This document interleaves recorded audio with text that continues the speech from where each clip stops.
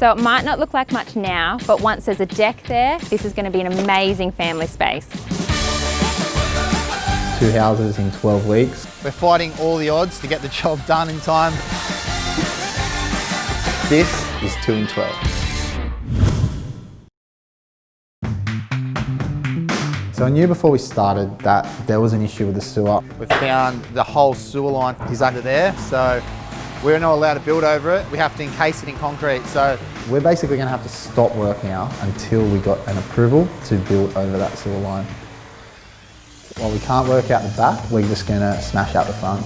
we've got the water tanks about to go in. Terrible weather. You can see there's mud everywhere. Just battling against the rain at the moment. Having the water tanks under the driveway is a really good idea to hide the water tanks without blocking your side access to your house. We've got nearly 6,000 litres of storage in each tank. That's 12,000 litres of water storage we've added to this property, so pretty good idea. Neil hasn't told me about this drama that's going on the back with the pipe, but hopefully he sorts it out because we've got the decking materials coming soon. We've finally got the approval from Sydney Water to do the encasement of the sewer line. Now we're about to encase it in concrete. That's been my biggest hurdle on the whole job, so exciting day to see that concrete go in. Now that the drama's sorted, we can get this whole back area going. Once we got that landscaping done, my team of skilled carpenters came in, smashed out the deck.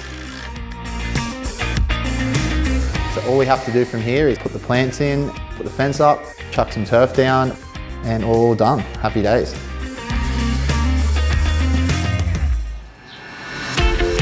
My favourite view is looking up at the roof. It's such a bonus to have a level backyard because it was always sloping downhill and Hudson was always running all the way down the back of the yard. So the trampoline was like on... Yeah, our trampoline was like on an angle, so... He kept bouncing into the side. Yeah. I'm like so happy with the size of the backyard. There's a lot more to consider when buying outdoor furniture than what people think. It's really worth investing, if you can, in good quality pieces that can withstand our harsh Australian climate.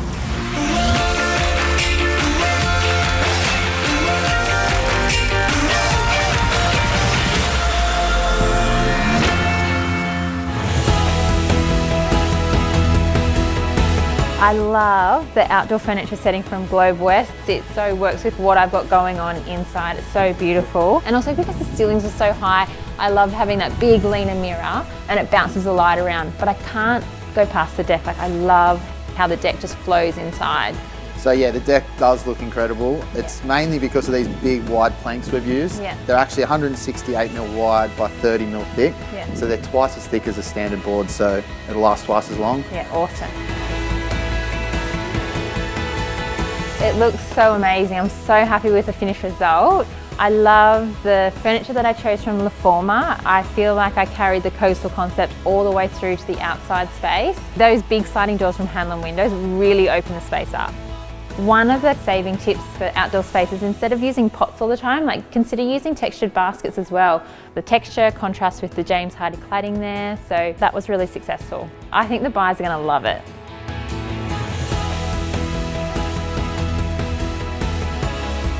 The outdoor areas look amazing and I'm so excited to use this space all year round.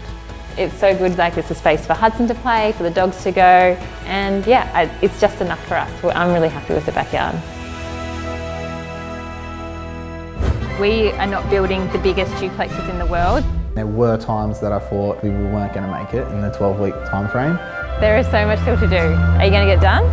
I can't believe we've fit 2 amazing properties on such a small block of land. It looks amazing.